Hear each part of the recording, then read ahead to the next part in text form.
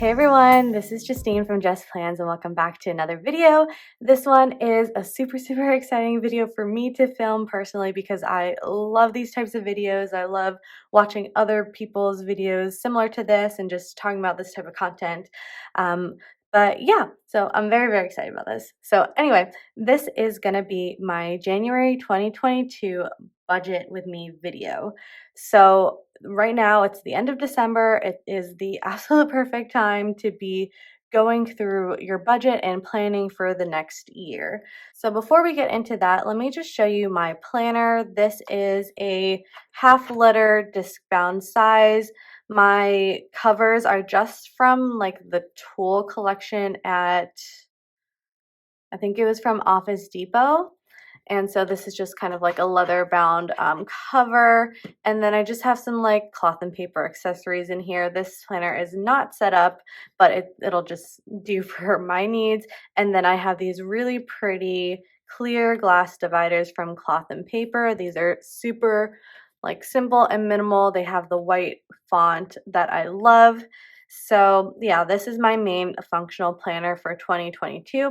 I'm just going to flip to this finance section here in the back because I want to walk you through at least just talk you through my budgeting strategy and style. I know everyone's budgeting like method is going to be different. It really depends on what's going to work for you personally, and this is just the method that works for me. So please just take that with a grain of salt.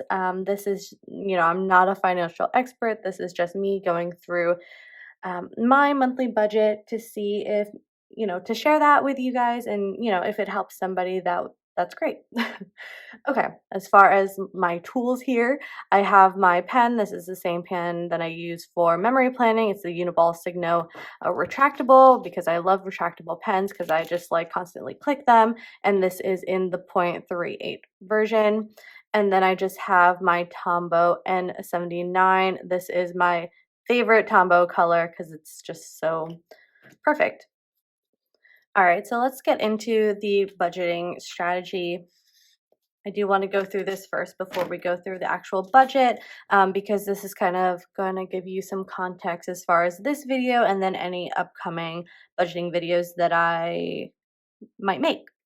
So let me just write that here, budgeting strategy. So again, not every budgeting method is going to work for everybody. I'm just showing this to, show you what I do, and maybe you can take bits and parts of it from my video and other people's videos and come up with your own. So for me, I'm gonna be using these ash drops from Cloth and Paper that was so kindly gifted to me by Martha of Plan with Martha. And so I actually use a combination of two different budgeting methods. The first one is pay yourself first. So what I love about pay yourself first is that you are prioritizing your financial goals. What this means is that whatever your financial goals are, whether that be saving up for a down payment on a house, paying off debt, paying off your student loans, saving for a wedding, saving for whatever it is that your heart desires, you prioritize that first before anything else, whether that be, I don't know, like fun money, clothes shopping, or whatever the things in your life that aren't as important, those can take a backseat to your financial goals. So I love that. For me, my financial goals are investing, so my investments, my savings, and then this year I do have home renovation debt that I do need to pay off. My boyfriend and I just bought a house this year and we did a lot of work on it, and we just need to pay off that renovation cost. So then once you've looked at your life and you've determined your financial goals and you've prioritized them, you've allotted the amount of money that you want to these um, goals, then whatever is left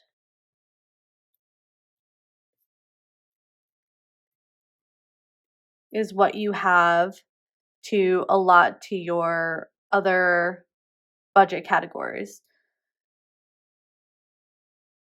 So these get allocated in your budget, okay?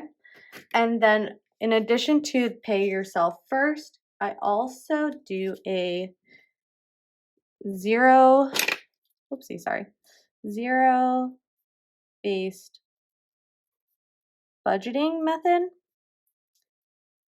which means that in your budget, your income equals your expenses. And so in this like definition, expenses is your financial goals plus expenses. So basically, with zero-based budgeting, every single dollar that comes in gets allocated to something, whether that be your financial goals or your expenses. At the end of your budgeting month, nothing is left over. So you literally have zero. Every single dollar serves a purpose in your life. So I love zero-based budgeting. And yeah, so I use a combination of these two methods for my budgeting strategy, I guess you can call it. So in addition to that, I do want to just talk a little bit about myself, give some context to my situation, just because I feel like that does play a huge role in, someone's personal budgeting technique and style and whatever. So for me, I live with my boyfriend. I just mentioned that we do have a house together. So in addition to obviously the mortgage, we are also able to split expenses between the two of us, which is really, really great. In addition to that, we don't have any kids.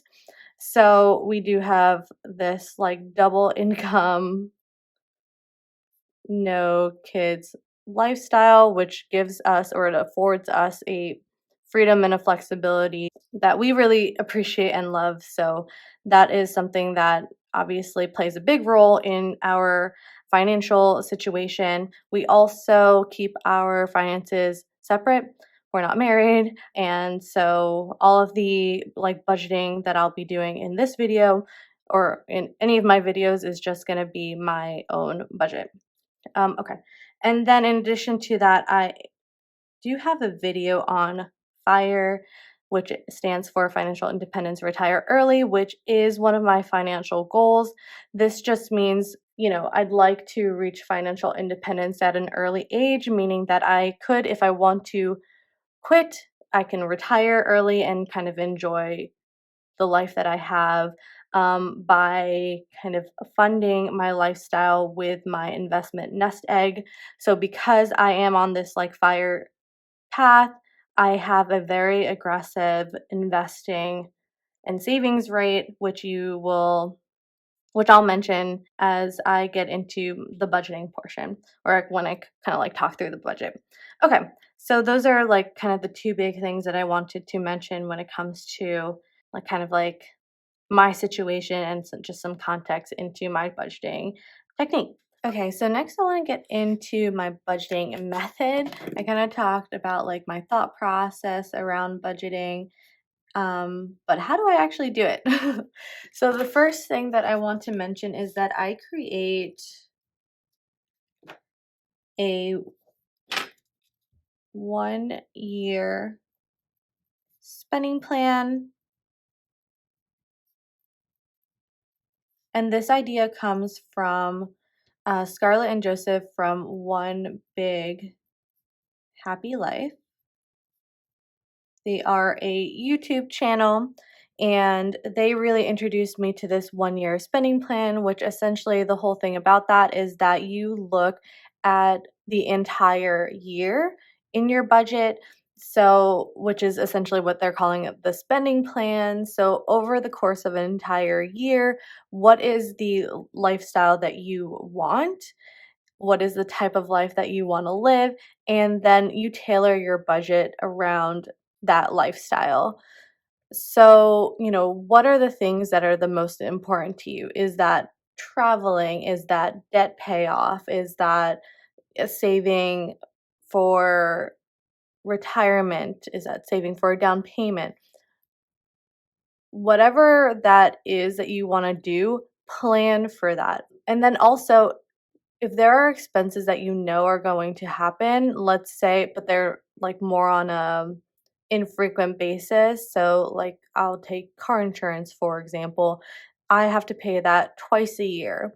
But instead of trying to fit a large lump sum into 1 month of my budget where that car payment is due, or that car insurance payment is due, why don't I take that payment, divide it up into 6 months, and allocate that amount of money over the course of 6 months so that when the payment comes due, then I can just go ahead and pay that. So I just love this idea of looking at your budget from a 1 year perspective rather than a month to month, paycheck to paycheck type of thing, because it's just not the way I like to do it, but it also doesn't make sense to me. So I do my 1 year spending plan in Excel. It's just way easier for me to change numbers and adjust it as the year goes on.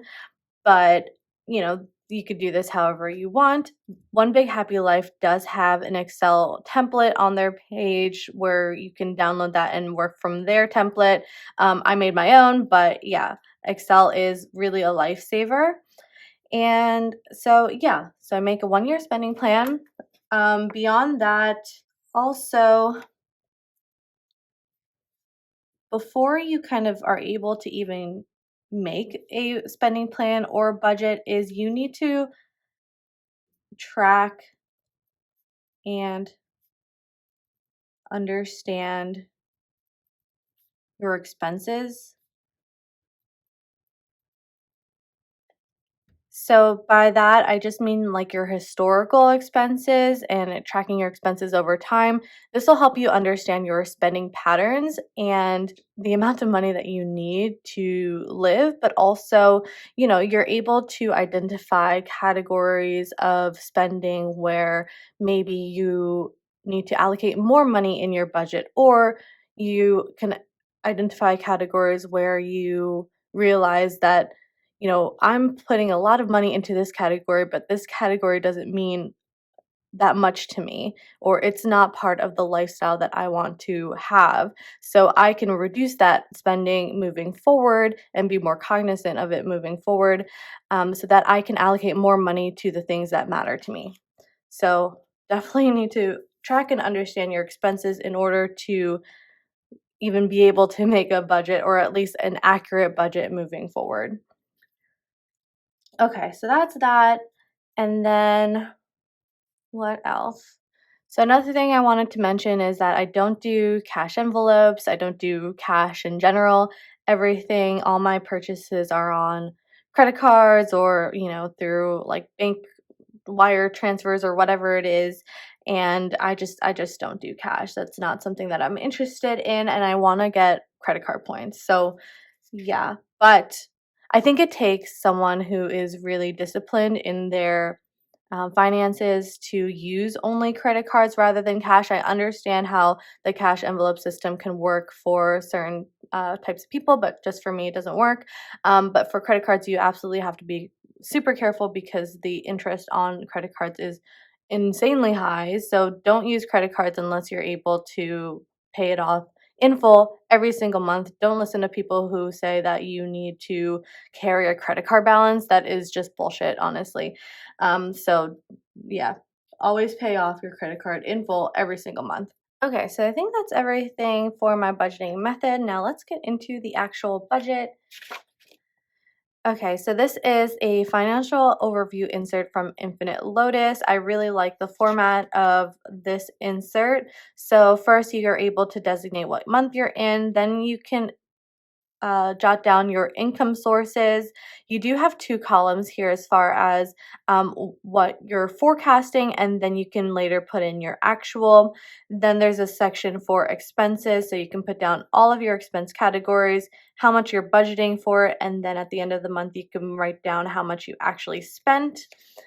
And then on the back page is your savings. So again, you can put down um, all of your savings categories and amounts. I don't really understand the amount and goal section, but I don't know, whatever. And then you can just tally it up here at the final, and then any notes that you might have. So the only gripe that I have with this is because I am doing a pay yourself first methodology, I would rather the savings be right after income, but that's okay. I totally understand that most people will do savings as kind of like in hindsight, which I do not agree with at all. You really need to prioritize, or at least for me, prioritizing my investments and savings is top of mind for me. But anyway, everyone's different, right? Okay, so let's get into my January 2022 budget. Okay, so I have a full-time position. I get paid twice a month, so I'm gonna write down 2 lines for salary, and I'm not gonna fill in and disclose my income, just not interested in doing that. Okay, so next I'll go into savings. Again, I do a pay yourself first method where I will first allocate money to my investments and or savings accounts because that is super super important for me. That is a non-negotiable. I need to make sure that I am hitting my minimum savings rate in order to achieve my financial goals. So here I'm just going to write down that I have pre-tax investments. So this would be my investment account with my employer who takes out whatever I allocate pre-tax, which is really great. Love taking advantage of tax advantage accounts. And then after pre-tax is obviously post-tax investments. And for me, that would be my Roth IRA and then my brokerage accounts. These are non-negotiable. Everything as far as the rest of my budget is going to be after I take out these amounts of money. So I'm not going to disclose this either, except I'll just say that I'll put in $500 a month into my Roth IRA because I am maximizing my Roth IRA contributions, which at the end of the year, which the IRS, identifies, which for this year is it $6,000? Okay, I just want to confirm that it is still $6,000 for 2022. So yes, I will always max out my Roth IRA. And so yeah, okay. So that is my investments and savings. I don't currently have any savings goals outside of my investments because for my emergency fund that is already fully funded, and that is really the only savings fund that I was working on. And I do want to mention that for my pre-tax and post-tax investments, because I am on that FIRE path, I do keep around a 50% investing rate. And so that is when I compare my investments to my income, I have 50% of my income going to my investments, and that is just my current investing rate that I apply in order to meet my financial independence goals by the time that I want to. So next I'll get into my expenses. The only fixed expenses that I really have are my mortgage payment and the home renovation. As I mentioned earlier, paying off this home renovation debt is one of my financial goals. We are able to pay that off interest-free until August of 2022. So it's absolutely imperative to pay that off by August, or August is like the last month that we're able to do that. So for this year, I'm not going to disclose my mortgage payment, but I am going to tell you the home renovation debt that I have, just because it's like the most interesting thing I think about my budget for this year. This is the first year that I'm going to have to pay off a lot of debt, and I really have to budget accordingly to do that. So for home renovation, my portion of that debt is $16,000, which I have to pay. I have 8 months to pay that off. So every single month, I'm going to pay off $2,000, which is kind of scary. But anyway, it's okay. That's the purpose of this budgeting, is first being able to meet your financial goals, and then whatever is left over, that's the amount of money that I'm going to be living on. So, okay. So to be able to determine that, I take my monthly salary and then I'll subtract my my post-tax investments, because obviously these pre-tax are already taken out before I get my salary. So I'll take my salary minus my post-tax investments minus my fixed expenses and the amount of money that I have to use for the rest of my budget categories. This month is $1,074, which is kind of scary. That is not a lot of money. And sorry, I was a little out of frame for that. But yeah, so that is the amount of money that I have for the rest of my budget categories. Yeah, this month is going to be quite slim. Okay, so anyway, next I'll go into my budgeting categories. And essentially, these are all like sinking funds, essentially. So I'm going to just write that down and I'll come back when I'm done.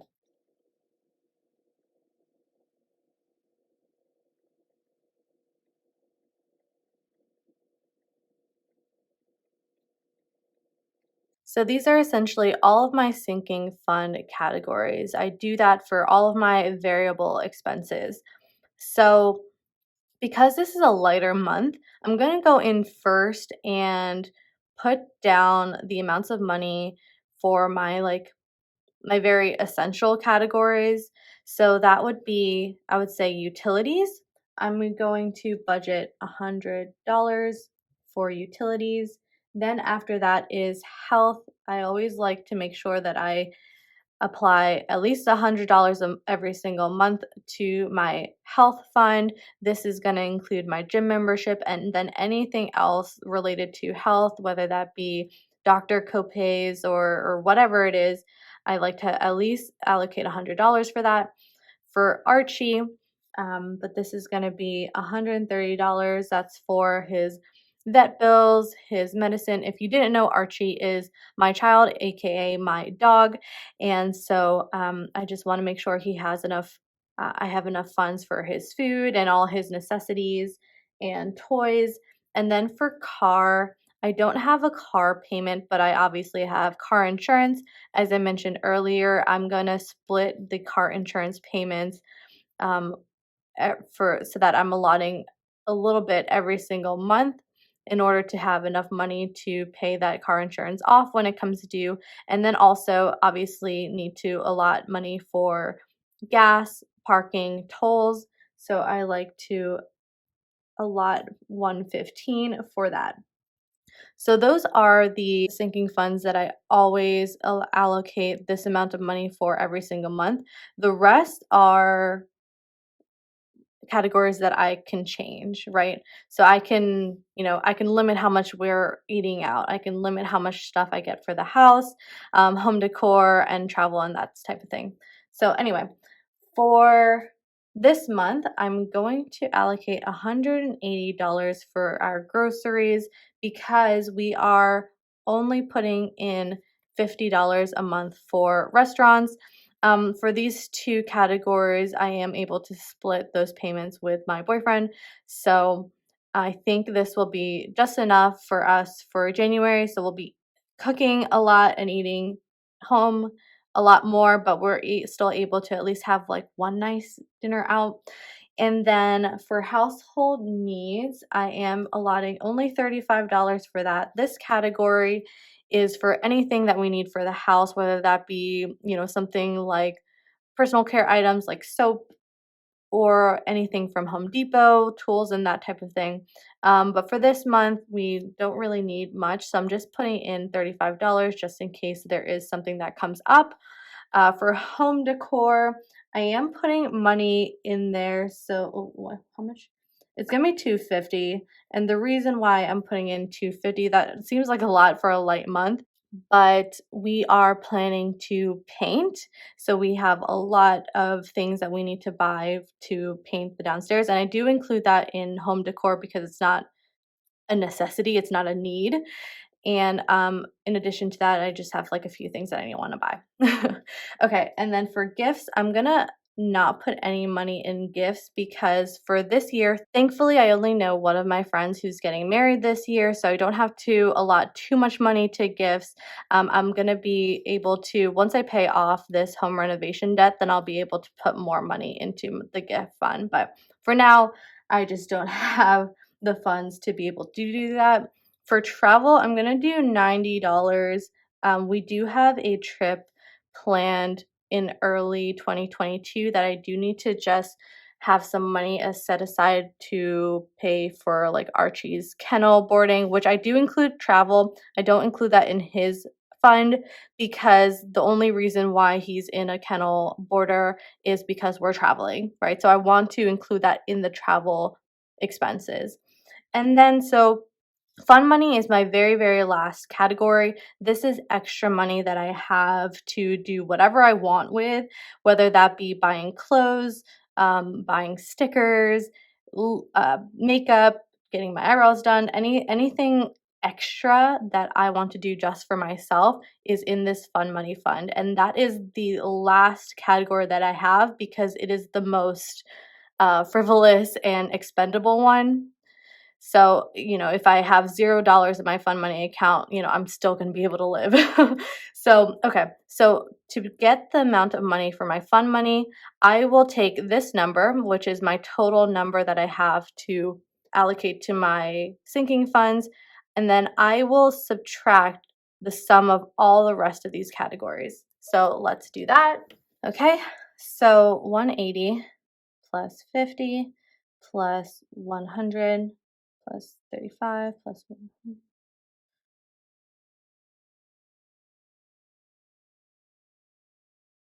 equals 1050 minus 1074, which is the total amount that I have. And then so I have $24 for my fun money, which is not a lot at all, but that is what I'm working with this month. So, okay. So when you tally all this up, you're going to get 1074, which is the balance that I had after I took my salary, minus my investments, minus my mortgage, minus my home renovation, and then minus all my sinking fund categories. I'll have $0 at the end of the month. That is the whole point of zero-based budgeting. So every single dollar is accounted for in this budget and it all serves a purpose. Okay, so that is everything for my January 2022 budget. I will come in when it comes time for February. I'll fill in the actuals and show you how I did for January. I'm a little nervous because this is really not a lot of money that I'm working with and living on. I'm going to be very, very excited once I'm able to pay off all the home renovation debt. But until then, I do need to just, do what I need to do. Yeah. So anyway, this is my January 2022 budget with me. I hope you enjoyed this video. If you did, please press the like button. If you have any feedback, please let me know down below in the comments section. I'd love to hear it. If you have a different way of budgeting, please let me know. I'd love to talk about it. I love seeing what works for other people, and maybe, bits and pieces of that I can apply to my budgeting method even. But yeah, I hope you enjoyed this video. I hope that it was helpful at all. I really think this was a fun video for me to do, and I'd love to make more of these if you're interested. So yeah, that is going to be all for today's video. I hope you're all doing well, and I hope you have a happy and safe new year. And yeah, I will see you in the next one in 2022. Okay, bye.